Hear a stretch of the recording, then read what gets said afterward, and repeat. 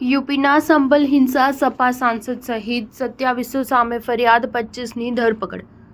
ઉત્તર પ્રદેશના સંભલમાં જામા મસ્જિદના સર્વે કરવા ગયેલી ટીમ અને પોલીસ પર હિંસક હુમલો કરવામાં આવ્યો હતો, જે દરમિયાન 4 લોકો માર્યા ગયા હતા. આ સમગ્ર હિંસાની ઘટનાની મેજિસ્ટ્રીયલ તપાસના આદેશ આપવામાં આવ્યા છે. પોલીસે સમગ્ર મામલાને 7 ફરિયાદો દાખલ કરી છે, જેમાં સમાજવાદી પાર્ટીના સાંસદ ઝિયા ઉર રહેમાન અને સપાના ધારાસભ્ય ઇકબાલ મહેમૂદના પુત્ર સોહેબ સહિત કુલ 27 લોકોનો સમાવેશ થાય છે. સાથે જ કેટલાક મામલામાં NSA લગાવાયો છે અને 25 લોકોની ધરપકડ પણ કરાઈ છે. પોલીસે જણાવ્યું હતું કે હિંસાખોરોને ઓળખવા માટે ડ્રોન કેમેરાના ફૂટેજની તપાસ કરવામાં આવી રહી છે. કુલ 2750 અજાણ્યા લોકોની સામે ફરિયાદ દાખલ કરવામાં આવી છે. હિંસામાં અત્યાર સુધીમાં 4 લોકોના મોતની પુષ્ટિ કરવામાં આવી છે, જ્યારે 4 મોટા પોલીસ અધિકારીઓ સહિત કુલ 24 પોલીસ કર્મીઓ ઘવાયા છે. સંભલ શાહી જામા મસ્જિદના સદર ઝફર અલીની પોલીસે ધરપકડ કરી હતી. સોમવારે સવારે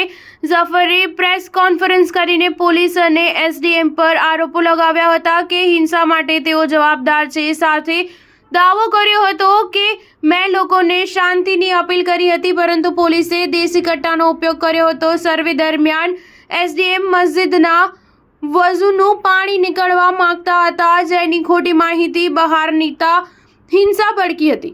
જો કે સ્થાનિક અધિકારીઓ મસ્જિદના સદર સામે કાર્યવાહી કરી હોવાના દાવાને નકાર્યા હતા. રવિવારની હિંસાના બીજા દિવસે સોમવારે પોલીસે સમગ્ર વિસ્તારમાં ફ્લેગ માર્ચ કરી હતી.